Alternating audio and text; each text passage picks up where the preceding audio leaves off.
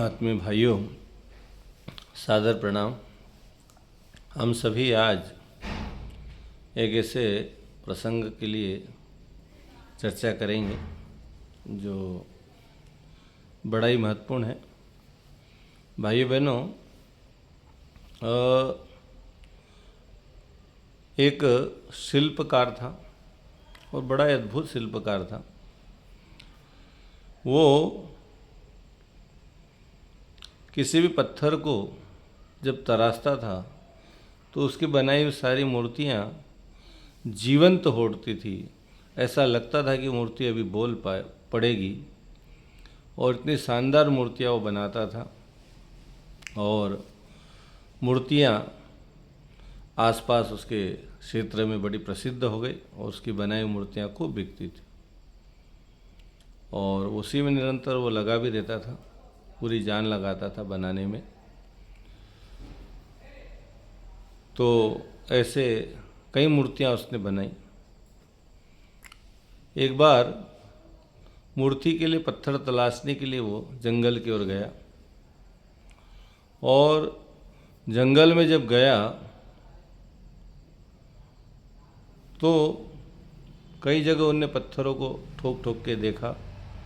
बड़ी झाड़ियों में एक शानदार पत्थर उसको मिला जो ठोस था, मूर्ति के काबिल था, मूर्ति के लायक था और बड़ा सुंदर था कि इससे बढ़िया बेहतर मूर्ति बन सकती है, ऐसा उसको लगा। उसने उसको उठाया। साथ ही थोड़ा बाहर आया तो एक पत्थर और दिखा, उसको देखा तो उसने सोचा चलो इसको भी ले लें, कहीं ना कहीं तो काम आएगा ही। ये भी लग रहा कि इसमें कुछ तो हो सकता है, मूर्ति भले ही न बने पर कहीं ना कहीं इसका अपन बना लेंगे। ऐसा सोचकर उसने दो पत्थर अपने गधों पे लाद कर ले आया और लाकर उसने अपना काम आरंभ किया। भाई, मूर्तिकार का काम ही ठोकना पीटना। उसने पहले नंबर के पत्थर को ठोकना पीटना आरंभ किया, लेकिन वो पत्थर घबरा गया और वो पत्थर बोल पड़ा कि साहब, पत्थर के जो भाव थे वो शिल्पकार को लगे कि साहब ये बनने के लिए नानुकुर कर रहा है, शायद इसको बनना नहीं है। और ऐसा हुआ तो शिल्पकार ने अपने हाथ रोक लिए। पास ही जो पत्थर बाहर से लाया गया था, ज़्यादा उपयोग का नहीं थे, दूसरे नंबर का कहेंगे उसको, तो उस पर उसने जोर आजमाइश की,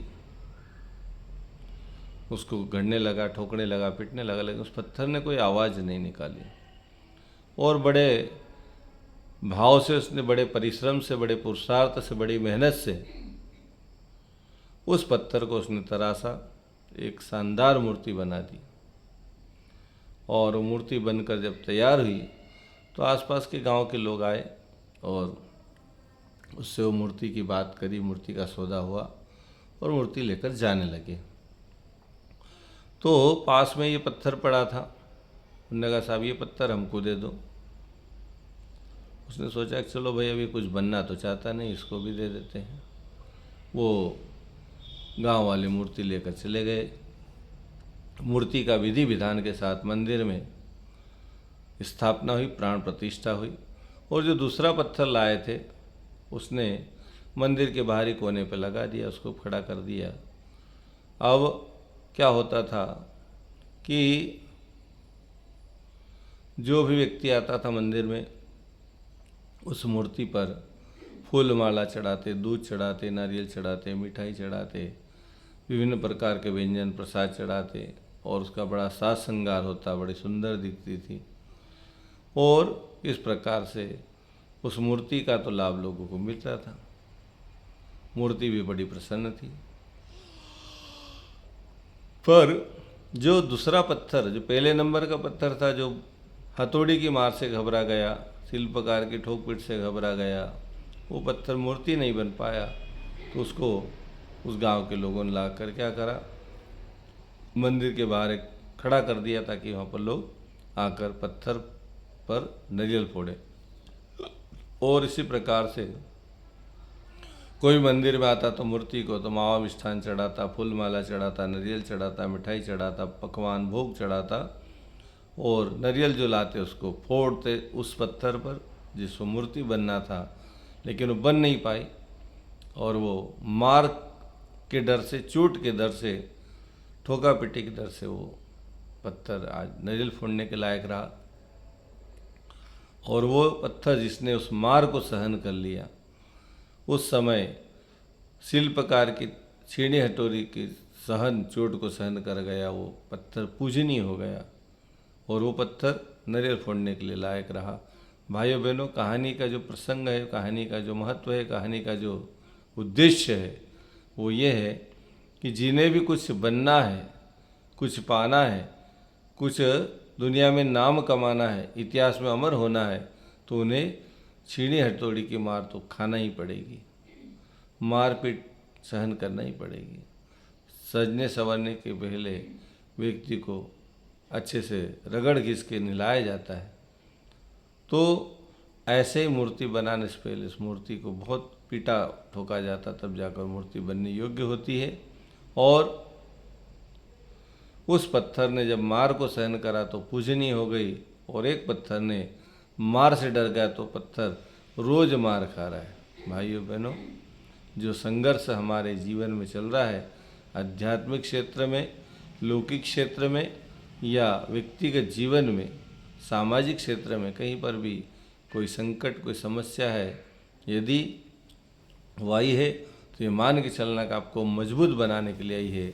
और यदि उस मार से डर गए तो फिर हम कुछ भी नहीं बन पाएंगे, कुछ भी लाभ नहीं उठा पाएंगे और हमारा जीवन यूं ही चला जाएगा। इसलिए जो भी व्यक्ति अपने आप को ठोकई पिटाई से, धुलाई से डरे, वो कभी भी शानदार नहीं बन सकता है। जिसके जीवन में ठोकाई होगी, पिटाई होगी, रंगाई होगी, मजाई होगी, तो ये सब होगा, तब जाकर व्यक्ति का व्यक्तित्व निखरता चला जाएगा, मानव को मानवता का लाभ मिलता चला जाएगा, मनुष्य मनुष्यता को प्राप्त करेगा, मनुष्य मानव, देव मानव, महामानव बनने की राह पर अग्रसर हो पाएगा। कब? जब वो मार खाने के लिए तैयार रहे। पत्थर की मूर्तियों ने, जिनने मार खा ली वो अमर हो गई, और जिनने मार नहीं खाई वो वहीं रह गए।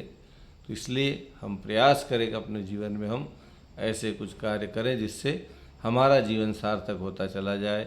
चोट हम खाएं धर्म के लिए, देश के लिए, संस्कृति के लिए, तो निश्चित ही हमें उसका परिपूर्ण लाभ मिलता चला जाएगा। हम सभी अपने आप को तैयार करें आने वाली परिस्थितियों से लड़ने के लिए। लड़ाई किसी व्यक्ति से नहीं है, अपने अंदर बैठे कसई और कलमशों से लड़ना है। आओ लड़े स्वयं के कलशों से, कलमशों से। तो हम अपने अंदर की कमियों से लड़ेंगे, अपनी कमियां दूर करेंगे, अच्छा बनने का प्रयास करेंगे, तभी हमारा मानव जीवन सार्थक होगा। पत्थर की किस्मत, मानव जीवन की भी किस्मत मनुष्य के हाथ में ही मनुष्य अपने भाग्य का निर्माता आप है। इस विश्वास के आधार पर हम